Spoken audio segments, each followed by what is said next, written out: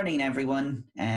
My name is Pádraig Naughton, Executive Director of Arts and Disability Ireland, and you're all very welcome to this morning's webinar. And so, which is part of our series Access into Action, and this one is all about writing accessible introductions. We're pleased to have almost 30 of you now taking part in today's webinar, both from Ireland and further afield. It's really lovely that these things can become so international by virtue of the technology, even if it does keep us apart and stop us from being in the same room. We're delighted to have Roz Chalmers joining us today. Roz has been working in audio description for 20 years. She is part of the resident team of describers in London's National Theatre, the Old Vic, Chicken Shed and the Park Theatre.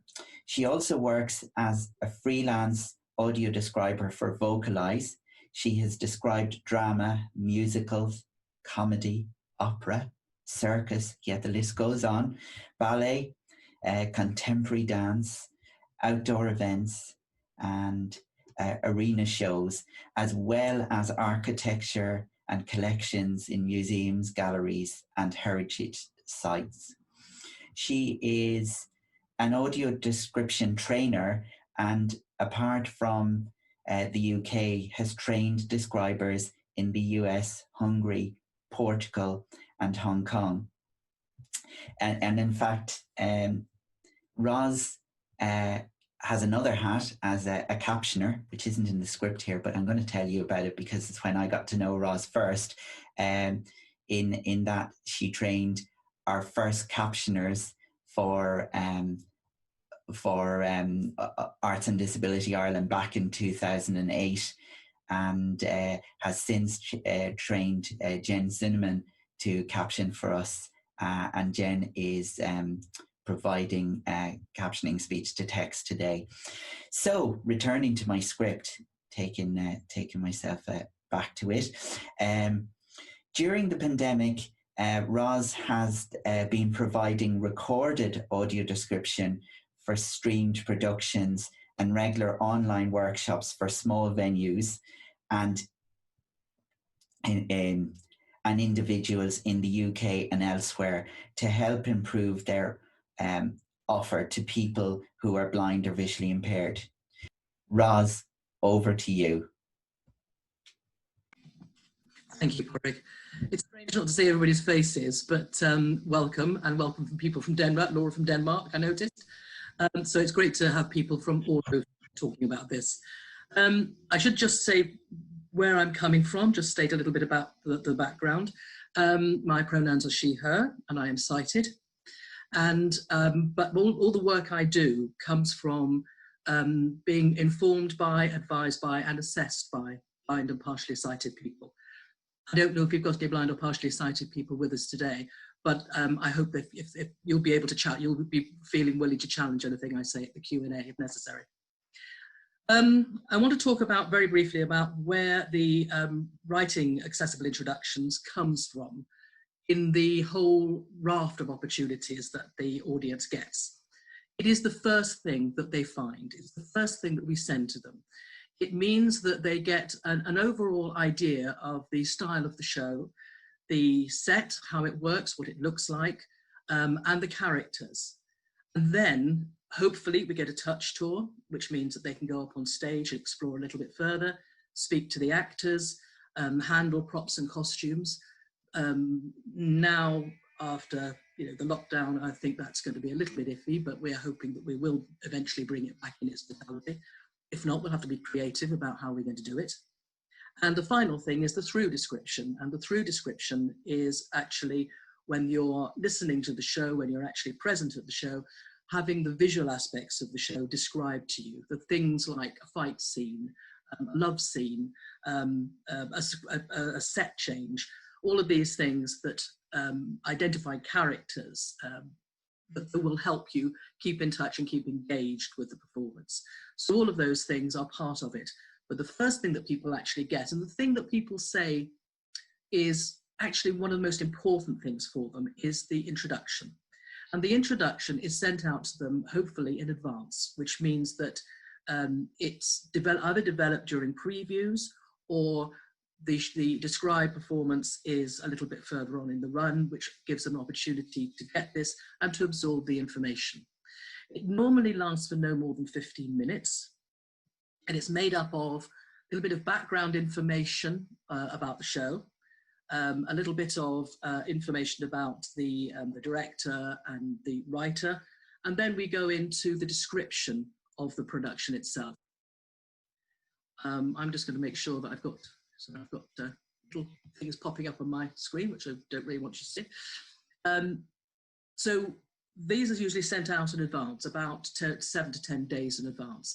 And they're also read in a slightly truncated version just before the show, so that people can check to make sure that their headsets are working, and also to just reacclimatize themselves with what the show actually looks like.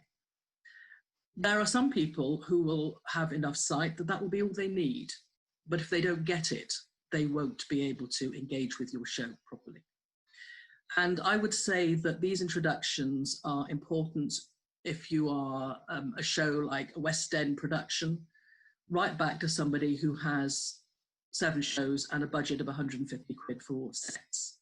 Because then you've really got to be creative and maybe abstract, and maybe it might be a little bit more difficult for people to get their heads round. I'm going to start, because we haven't got very long to talk about this, but I'm going to start by asking Sheila to show me the first slide. So we can just talk about sets to begin with. So we could have the slide of the room, thank you.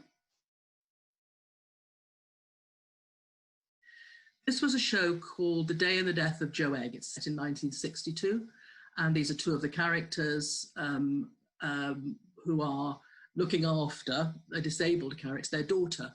There's the husband and wife and their daughter, who is Joe Egg.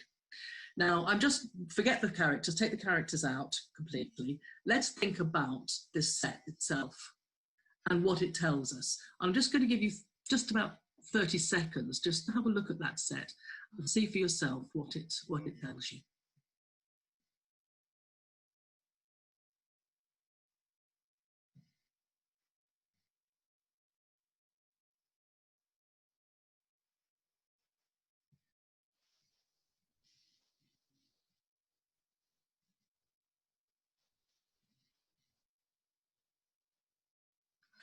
So there are some things that you've probably noticed. You've probably noticed the Christmas tree. You've probably noticed the paper chains.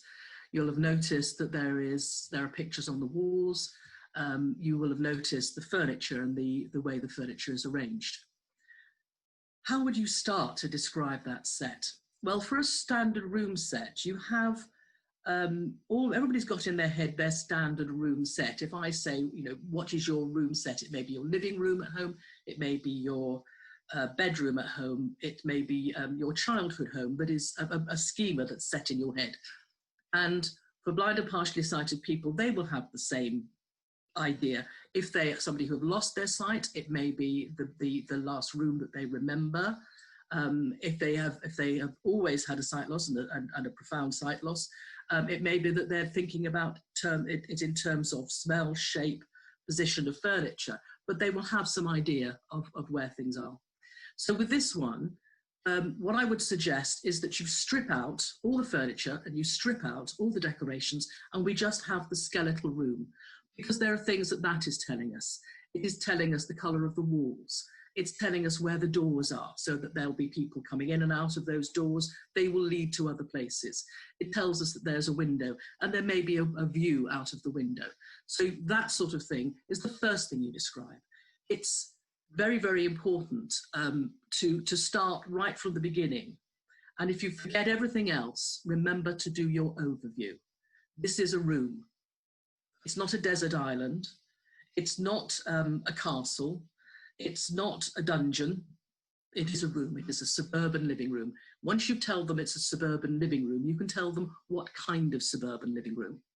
So you would start by describing the shape of the room, the relative size of the room. You would tell me where the doors are and where the windows are and what the colours of the walls are. What about colours? Often the question comes up, is colour very important? Porrick may have something to say about this, and other people may have something to say about this, but colour is information, and information is something that people will use in many different ways. If you are describing a route to somebody who is blind or partially sighted, you might say it's the third red door on the left, because if they have a sighted companion with them, they can say, I was told to go through the third red door on the left. Or they could ask somebody, is this the third red door on the left? And it's information that people can use. It's often thought that people forget about colours and it's not very important. There are certain people who will not be that interested in colours, but everybody will know that there is a cultural significance to colour. I used to work on a show called Wicked in London's West End, and in that one, it's a prequel to The Wizard of Oz. And in one character is green. We used to have quite a lot of children that would come, and we'd do a workshop beforehand. And we talked a bit about green and why this character, who was the witch, was green, and why she was considered other by the other characters. And that was one of the first introductions to the cultural significance of colour. Green has lots and lots of different significance. It could mean freshness.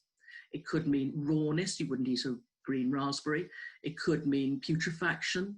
It could mean spring. It could mean lots and lots of different things. And that's something that people have to learn. We all have to learn. Everybody has to learn.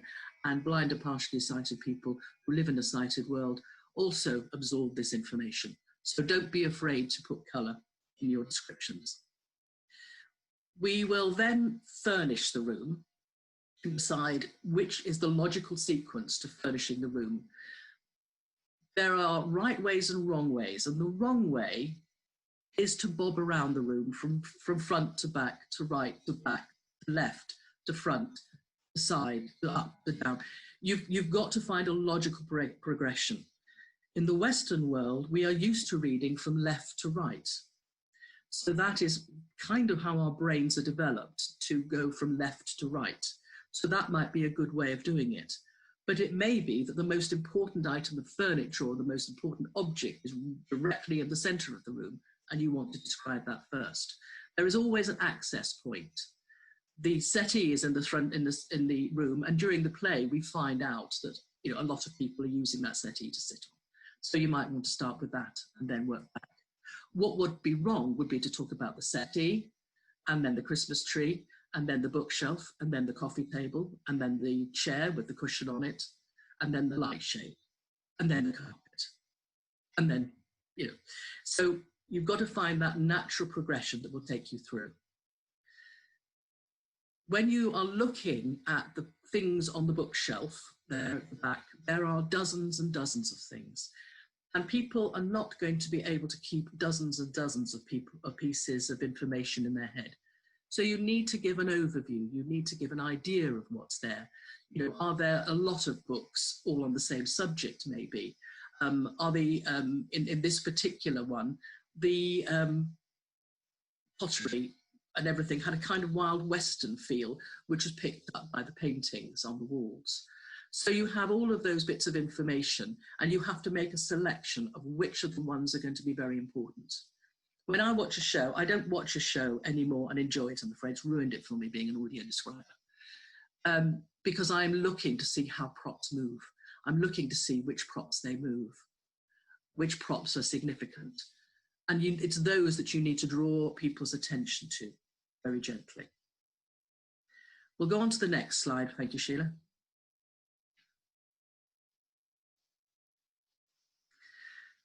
This is more of an example of a sort of a representative rather than a figurative set. And a lot of people to me have said that that looks a bit like a swimming pool. It's actually not a swimming pool, it's the flat that these three women are living in.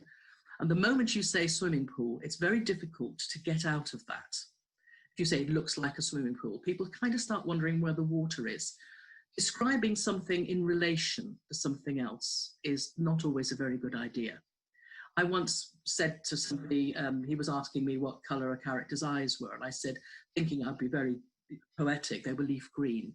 And he said, well, you know, what kind of leaves? Holly leaves, bay leaves, you know, and he had actually replaced the person's eyes with leaves. So it's not always a very good idea to describe something in relation to something else. Same with height. I've heard so many people describe things in terms of London buses. So it's as big as 2 London buses standing on top of each other. And again, people have said, okay, so where are these buses? That sounds a bit dangerous. We had one show, Mary Poppins, where the whole set was a house, top and bottom story. And it was described as 2 London buses, one on top of each other. And the describer, who was being sort of an assistant on this production, went, so it's the size of a house then? And they went, yeah. So why don't you tell me it's the size of a 2-story house? Why bring buses into a 2-story house? So that was a good lesson for them, and certainly a good lesson for me. So with this one, it's a flat, and you've got a lot of different objects around the edge. And again, we have this question of which of those objects are just set dressing and which are useful. And you need to keep your eye on that as a describer, and you need to make sure that what you're describing is not going to overload people with information. You'll also notice there's a framework at the back, which is just leading through to a little toilet. And that, again, just needs to be mentioned. It's a rough, just wooden framework that leads through to the toilet. But starting to say it's a swimming pool and then having to make that mental leap to, no, it's not actually, it's a flat. It's not a helpful thing when you're describing. Can I have the next one, please, Sheila? Thank you.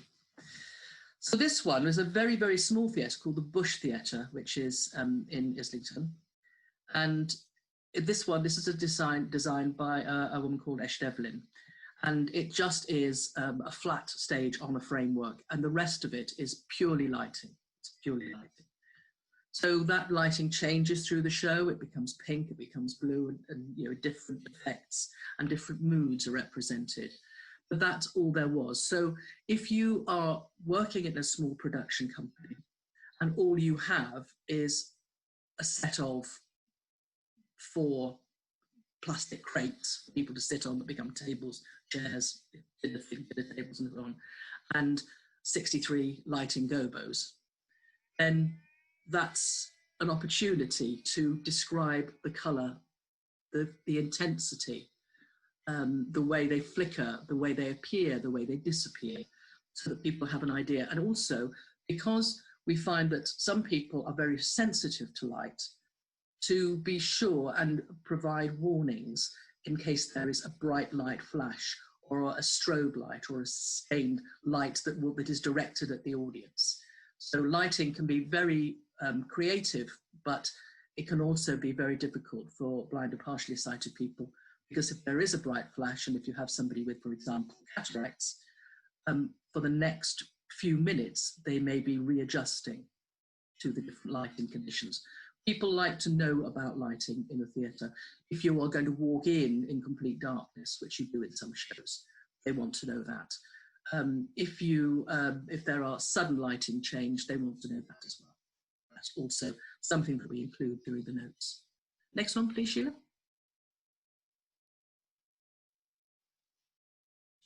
So this is a much more difficult one.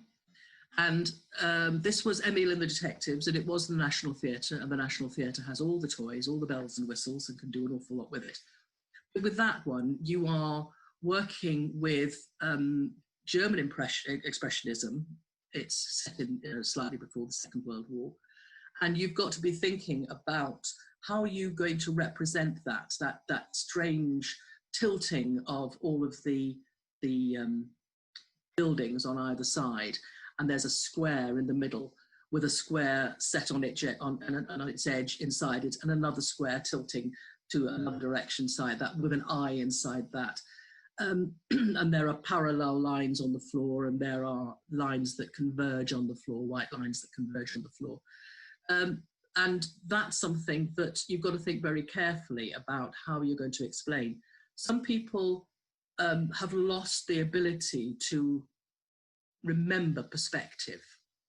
They find it quite difficult to remember perspective.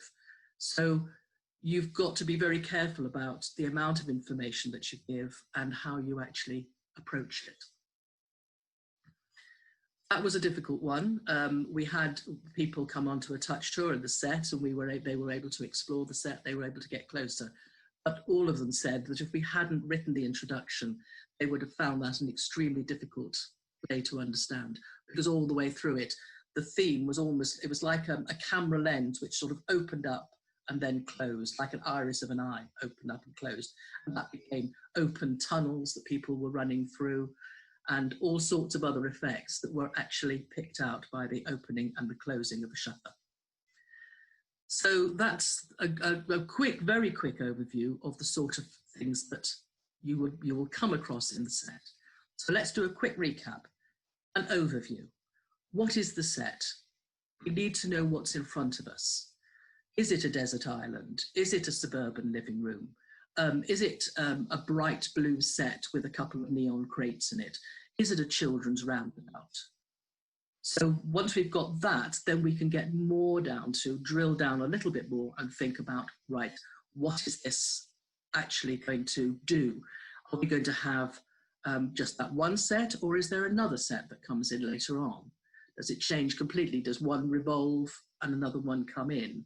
Does one rise up out of the floor? Does one drop down from above? So we're going to think about the other way, the other things that we can say that will give an idea of how the set works. If you're doing a room set, we need to know what the bare room is like first. And then we start putting the furniture in, and then we start putting the decorations in. Remember that set dressing is often only just that, just set dressing. It's just there to provide an atmosphere. There will be certain things that will be used that will be practical and important, and it's those that we want to direct people's attention towards. You can sum up the books on the shelf by saying there's a lot of paperbacks, or they're all higgledy-piggledy. That might give people an idea of what it's like. I listened to one description, and it was a description of the misanthrope. And I hadn't got notes in advance, because this particular theatre doesn't give notes in advance. And I had a very good, very clear description of a hotel room beforehand, where one character, we meet the first character in the hotel room. And I thought, great, I've got that. The curtain came up, the hotel room was in front of me, and it looked as though a bomb had hit it. There were clothes all over the place. There was a bra hanging from the lampshade. It was complete chaos. And because the dialogue started immediately, there was no time for the describer to tell us that. So all the way through that scene, there was no time, and people didn't get the impression that the sighted people got.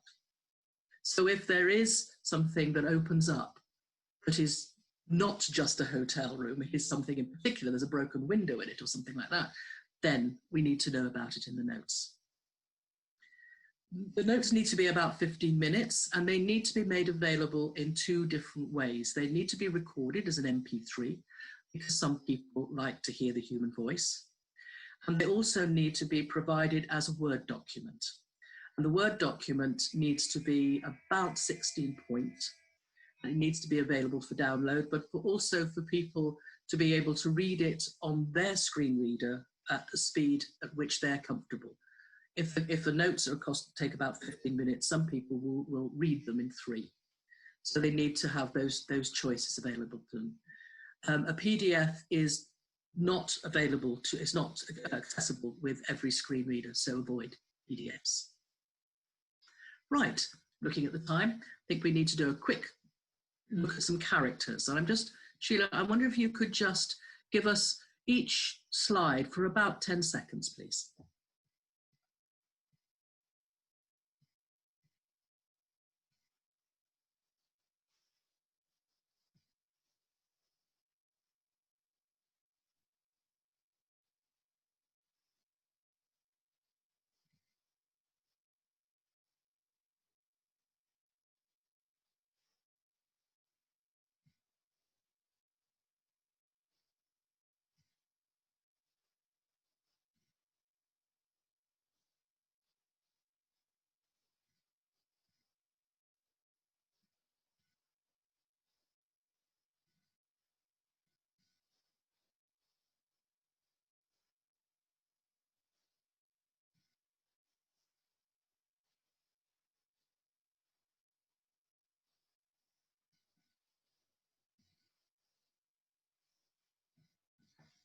Thank you.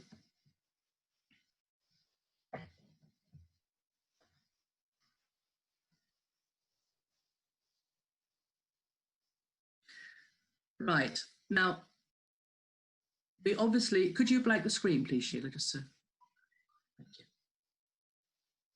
Thank you. We need to think also about characters, and we need to think about how we describe characters. And I want to couch this in a discussion that's being had around describing diversity, because that's something that is very much at the forefront of theatre makers' minds, actors' minds, and describers' minds at the moment. It's not something that we've never discussed before, it's not something that we've never thought of before, but it is something that's a bit of a hot topic. Because people are suddenly realising, I've been doing this for 20 years, and believe me, I did not invent this. It's been going on for about 40 years. People are suddenly discovering that we are describing people, and they are concerned that we're describing people in an appropriate way, and that's only right and proper. So there is a talk at the moment about describing diversity. And that means quite a lot of different things. It means describing disability, it means describing body shape, race and ethnicity, and also gender. Could we go back, please, to that first one? The couple by the table, please, Sheila.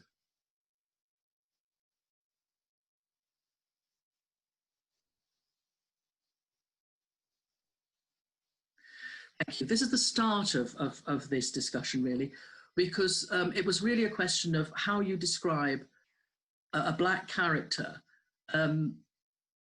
without actually not describing a black character, but not describing white characters. There is always the assumption the default is white, and that you say, oh, by the way, this person's black.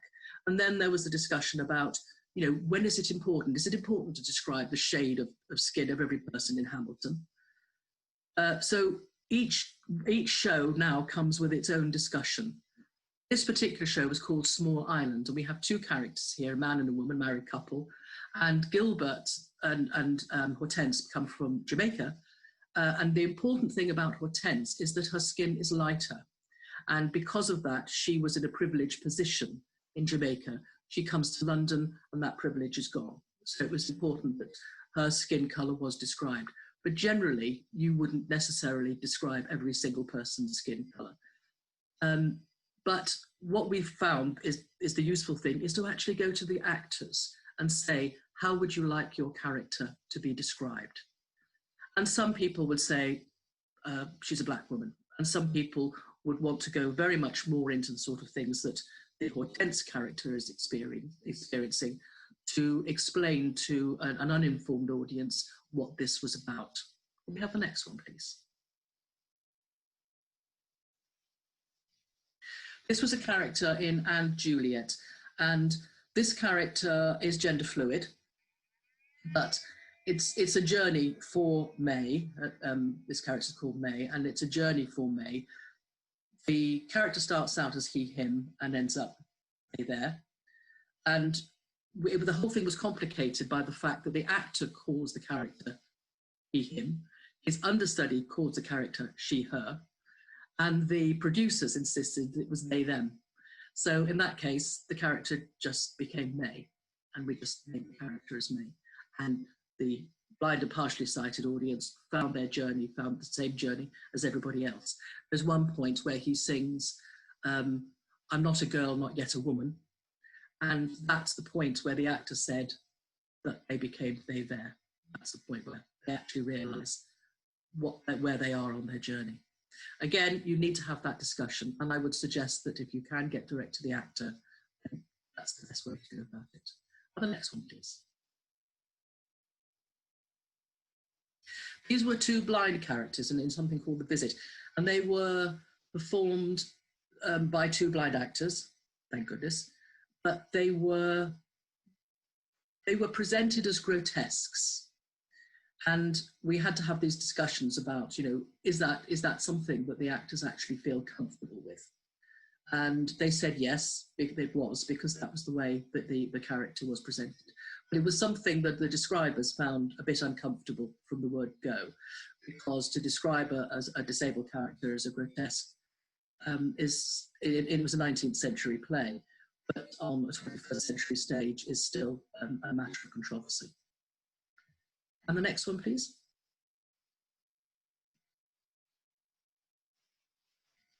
Describing old and unattractive characters. These two characters, I mean, well, the woman is Jane Horrocks, who has been aged.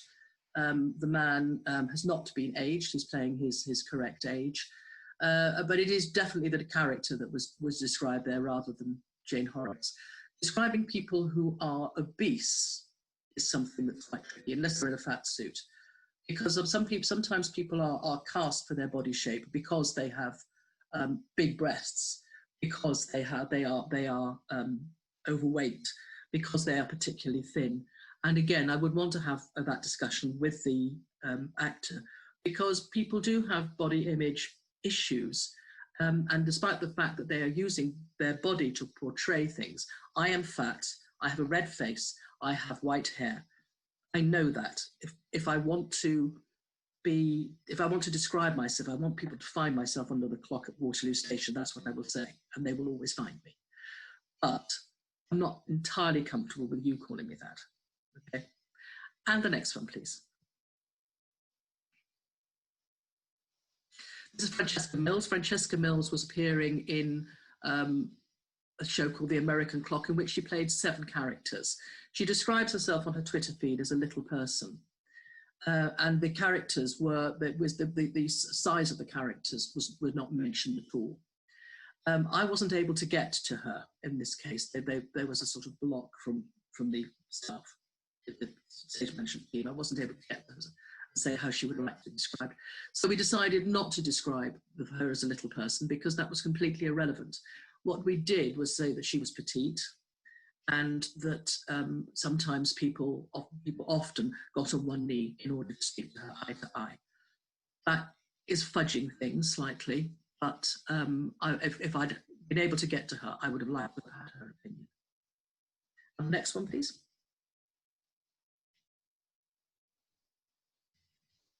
Just to remind you that not all characters are human beings. There are also puppets.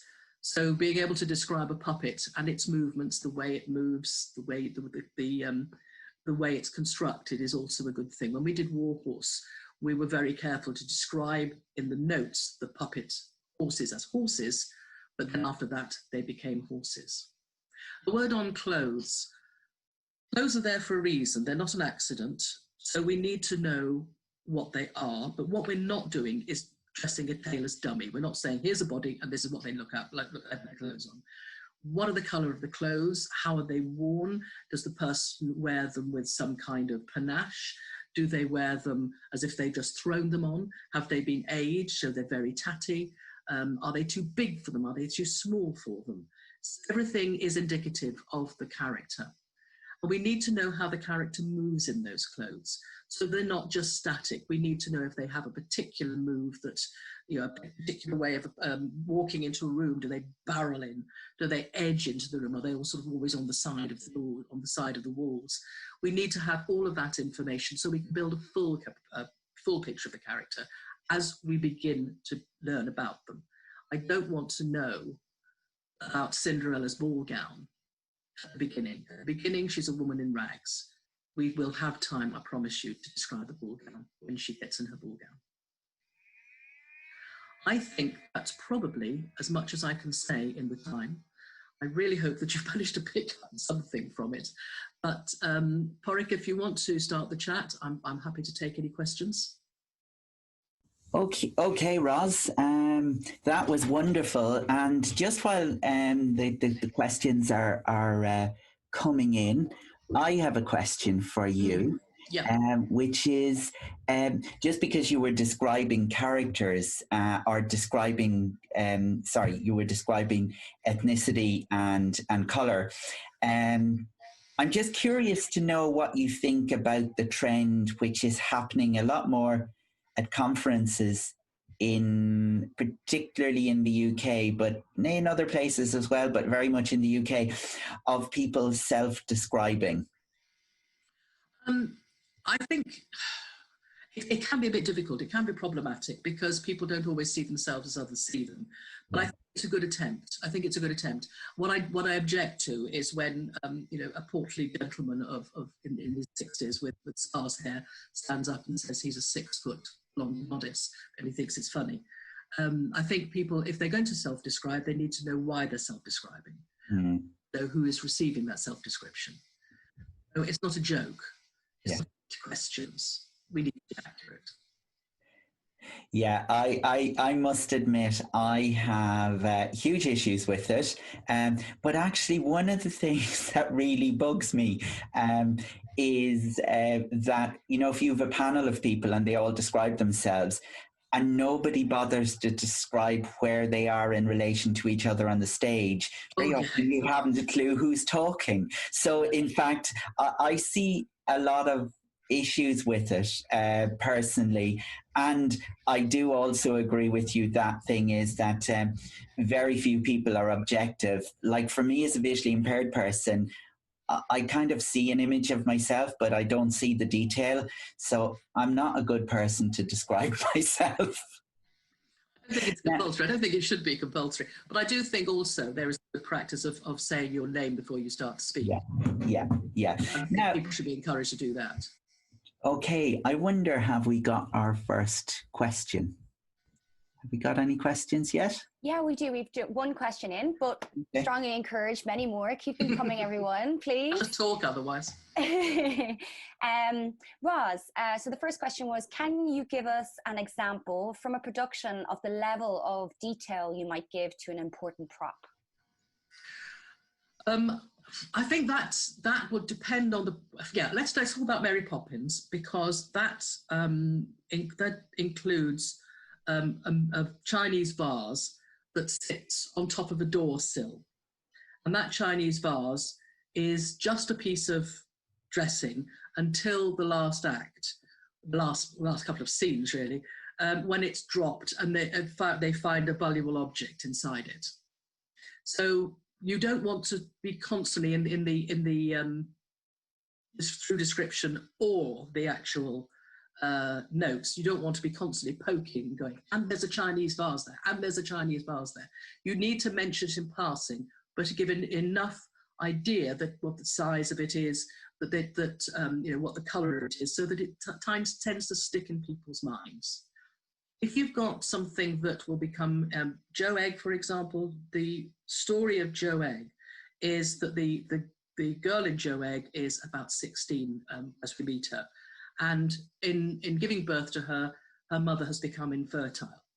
And because of that, she surrounds herself by fecundity. She surrounds herself by plants that she can help to grow. She surrounds herself by cats that she rears from kittens. She surrounds herself by animals, a budgie and a goldfish, things that she can feed and grow. And that's very important. But we find that out as we get along. So all we need to know at the beginning really is that there are a lot of pot plants, a surprising amount of pot plants. So if we know that there's a lot there, then when she talks about the fact that she would like more children, and her husband says, but she surrounds herself with growing things, it's not a surprise. It's indicative of the person who lives there. I hope that's some help. Okay, great, thank you. And then the next question, what has been the most valuable piece of feedback you've gotten from an audience member? Not so much less is more, but less but better. That it's not necessary to describe every single time somebody moves. That people will know where somebody is on the stage. They'll often have a good idea of where people are on the stage. And you don't need to describe every single time somebody folds their arms, because sometimes it's just the actor wants something to do with their hands. So be very clear on your editorial choices. Have a blind person or a visually impaired person at your dry run to give you feedback. And their feedback is often cut it, cut it, cut it. And work with other people and get peer support so that your editorial choices become clearer, so that you know what the dramatic flow is and you can choose the things that serve the drama rather than just fill in gaps, because some gaps are there for a reason. You know, when you've got Star Wars and he goes, I am your father. You don't want to leap in suddenly with, and so tilts their head, because those words have to hang in the air. Pause is scripted. Don't fill the wall. Okay, great, thank you. And so the next question was, what impacts will this COVID world have on the likes of touch tours and intros and etc. in your opinion? Intros are never going to be a problem. Intros are going to have to possibly be a little bit more detailed. Intros are definitely going to have to be there before people come to the show, because they don't get often as accessible programs. So let's get those intros out beforehand. So that means that you know exactly who's coming into your theatre. So that means you advertise well in advance, and you put your intros on your website, and you make sure you make sure that they're on your show page of any program that you have that is audio described. So you get the information out there. As far as touch tours is concerned, it remains to be seen. All the theatres that I work in say they want to keep it going. They want to keep them going. And a lot of the audience has said to me, well, we're perfectly happy to wear gloves and masks. Why can't we just wear gloves and masks? I don't know, it's socially distance. It's often possible to socially distance on a big stage, but some of them are tiny, and you've got 43 people there, and with their companions and their dogs, and it's sometimes more difficult. So it may be that we need to do 2 touch tours during the day. We can also think about putting online touch tours. We can think about having a stage manager who knows the show, walk the set with the describer, and talk us a little bit about the props and the costumes and the characters. We can provide to people who book a book of samples of fabric and materials, tactile materials. We can provide a tactile map that goes out with introductory notes. We can interview the company so that people can get used to their voices, and that so that they can take the if they're doubling up in a character, we can have the 2 voices, and they can talk a little bit about the rehearsal process, and gives us a better idea of it. There are lots of different ways of trying to substitute, but I would say the big thing is that blind and partially sighted people want to get back on those stages. That was something that was not just a jolly, but very important to them. So we should be striving to continue touch tours in a safe way. Brilliant, thanks. And then on to the next question. Would you have any thoughts on describing a piece of art? For example, painting where you can't ask the people how they want it to be described. Okay, there is a sort of mantra that we have, which is say what you see. We all see something very different. So anything that you do as a painting is going to be, it's impossible to be totally objective, because you will be drawn to different things. I would say that, again, it is, you describe left to right, you describe the access point. There's a painting by Turner, and he and Constable were contemporaries, and it was a seascape. Both of them had done a seascape. And when he went into the gallery, Turner found that everybody was going to the Constable. And he looked at his seascape, and one day he went in and he got a little red blob of paint and he stuck it in there to make a buoy. And suddenly everybody was looking at his, because he'd given an access point. He'd given a way into that painting. And when I show it to the painting, I say, what's the first thing you notice? And trainee describers say, oh, there's a little red dot in the middle, that's a buoy. And so Turner was right. He found the way in, and let the artist tell you the way in, and then find a way of describing in a logical process. It's not just a matter of this is over here and that's over there and that's in the background. They are arranged, things are arranged in a particular way. And I'm talking here about 2D. You will take, when you start to describe a painting, days studying it. You will read about the artist, you will look at the brush strokes, you will get close, try not to describe it from a picture, go and see it if you possibly can, because that will make a difference to your understanding. Look at the way the light catches it, look at the frame, look at the way it's actually framed, how far up the wall is it? Is it an eye line, or would I actually have to crane my neck to see it? Or is it, as there's a Chris O'Feely that's in Tate Britain, that's on the floor and it's resting on 2 pieces of elephant dung? You know, that's actually quite important. So, you know, let's look and try and understand and read and look at symbolism and read about symbolism. Don't just go in there unprepared. Okay. Some great advice. Some really great advice there. Absolutely. And the next question is, so I'm quoting them back. I was wondering if you could talk about the difference between working with in-house productions and traveling productions. I know that some describers have troubles getting to having trouble getting to update show notes and recordings of the productions when shows are only in a town for a few days. Sorry, yes, on those words.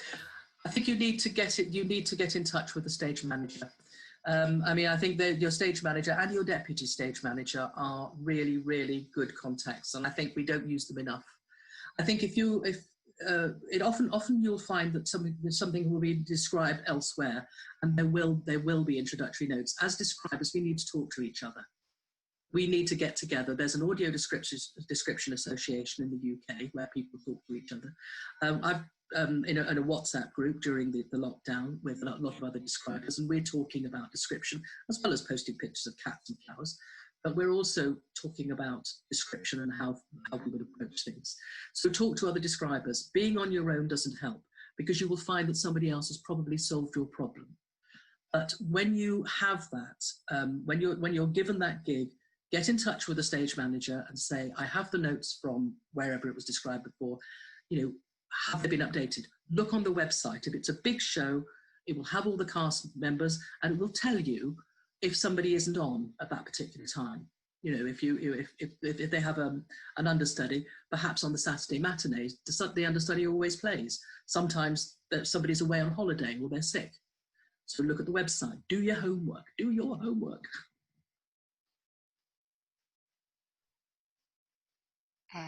Brilliant. Yeah, I'm really sorry about this. That was a ramble. No, not at all. Really interesting. Absolutely. So just I'm keeping an eye on the chat here, or the Q&A box at the same time. So apologies. And you've about 4 minutes to run to the hour, Sheila, just as a time check. Oh, great. Thanks, Porrick. And I think we're coming into a really nice kind of closing question. So when you're talking about warnings for sudden lighting changes and strobe lighting, do you give these in the introductory notes and during the audio description of the show? Could you give us an example of those warnings, please?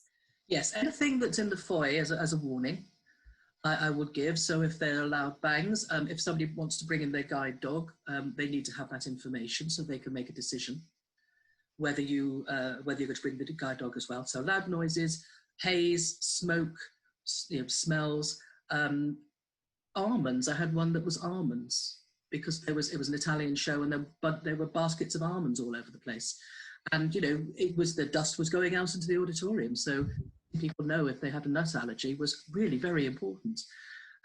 So all of those have to be there. Lighting, definitely, loud sounds, and scenes of a sexual nature, bad language, anything that's going to be triggering, that is mentioned on the website. Again, do your homework, dig deep, find out if there are any trigger warnings. They need to be there in the introductory notes, so then people can make their mind up if it's something that is for them or is not for them.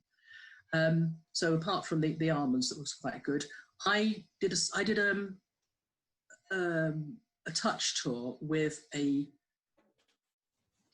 show that was, the only set was party balloons, and they were just white globes that either hung from the ceiling or rose up from the floor, and they were on ribbon. And some of them were balloons and some of them were lights. And during the touch tour, one of the women mentioned to me that she was very light sensitive and she wanted a warning when things were happening. So before the show started, between the touch tour and the show, I was there with the lighting engineer, the lighting operator, and we were mapping every time I needed to warn her. And I did it in a describery way. We made it so it didn't sound as if I was going, horror horn. But I did it in a describery way. And every time the strobe lights came on, for example, I would warn her so that she could either turn away or put her hands over her face. So having that information is very, very important. And she hadn't thought to mention it when she booked because she just hadn't, But when she got the information about the show, she thought, well, it touched her, it was a good time to mention it. And it was, because we managed to sort it out in between those times. And, you want your audience to be as comfortable as they possibly can. And anything that is available to the sighted audience needs to be available to the visually impaired audience. End of, really. And it's not, or sometimes it's just a notice on the by the box office. Sometimes it's on the website. Sometimes when you read reviews, because you should always read reviews if you've had the chance to do so. Because sometimes a critic will pick up something and you think, well, that would be useful.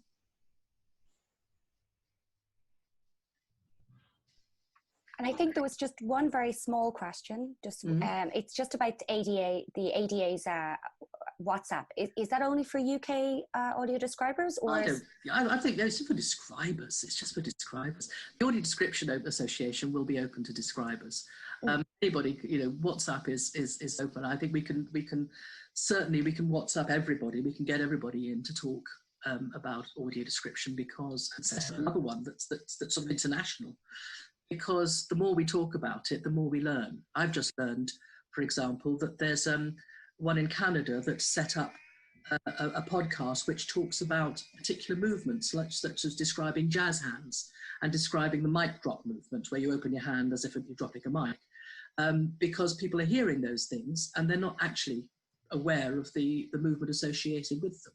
I thought it was brilliant, and it's something that you don't think about until somebody who is visually impaired says, what? And they want to know. So let's share and let's talk about it, because, you never stop learning in this job. You just never stop learning. You train people and they go, what about this? And you go, yeah, what about that? And you can incorporate it into your work all the time. Brilliant. Thank you so much, Roz. Okay. That's literally all our questions for today, and it brings us straight on to 12 o'clock. So perfectly okay. Fine.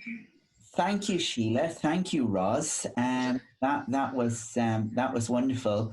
Great range of questions from people as well. So we hope everyone enjoyed our second webinar in this series. In order to help us continue to make our programs better, we welcome your feedback by filling out a quick survey, which will automatically pop up on your screen when you exit this webinar. This survey is anonymous and should take no more than 2 minutes to complete. I just want to take a little break from my thank yous now to say that yesterday, Arts and Disability Ireland announced that there was going to be a second round of Arts and Disability Connect in 2020. This is the funding scheme that Arts and Disability Ireland manages on behalf of the Arts Council. And we are really, really excited about this, because the Arts Council have made more money available, which basically means that in 2020, the number of awards to artists with disabilities, which is this scheme is specifically open to them for new work, mentoring and training, is going to double the number of awards, which is really exciting. The full details will be available in September. The scheme will open on the 7th of September and close on the 19th of October. That's as much information as I have for now, but it is something to look forward to if you're an artist, or if there is anybody on this call who knows artists with disabilities. Feel free to let them know that Arts and Disability Connect Round 2 for the very first time is coming to the ADI website with full details very soon. So to the thank yous, obviously, Roz, thank you for an amazing presentation and some great insights and background. Alex Ferney from Atlantic Audio, for tech support and recording, Jen Cinnamon from MyClearText for speech to text. The ADI team Sheila Stewart, Amy Lawless and Ramona Mulcahy, and obviously to you, all the attendees. Without your interest and being here, there'd be no point in doing a webinar like this. I hope you've got a lot out of this session, and thank you so much for joining us. And hopefully in the autumn, i.e. September onwards, we may be back with other webinars. So please fill out the questionnaire. It will be, or the survey, it will be really useful to us. But for now, on behalf of the ADI team, Roz, Alex, thank you so much, and Jen, of course, thank you so much for joining us today.